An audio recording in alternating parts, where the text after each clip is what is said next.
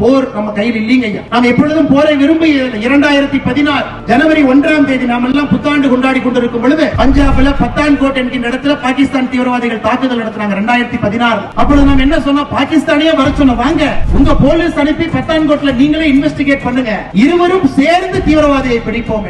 முதலாக சுதந்திர இந்தியாவில் பாகிஸ்தானுடைய பாதுகாப்பு படை இந்திய எல்லைக்குள்ள வந்து பத்தான்கோட்ல செக் பண்ணி பார்த்தாங்க. அதன் பிறகு பாகிஸ்தான் போன பிறகு அந்த பாதுகாப்பு படை வீரர்கள் நம்முடைய காவல்துறை எங்கே வர சொல்லி இருக்க வேண்டும், வர சொல்லவே.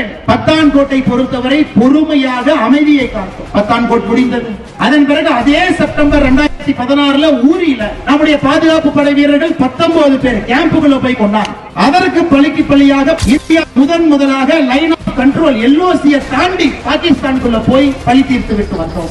2019 புல்வாமால நம்முடைய CRPF வீரர்களை 34 பேரை கொண்டாங்க. அதற்கு 10 நாட்கள் கழித்து பாலாகோட்ல இன்டர்நேஷனல் பார்டர் தாண்டி விமானப்படை மூலமாக தாக்குதல் நடத்தினோம்.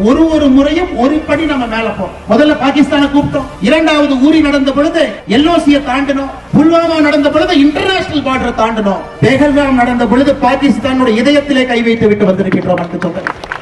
நாம் யாரும் போரை விரும்புவது கிடையாது, இருந்தும் நாம் போருக்கு தயாராக இருக்கின்றோம்.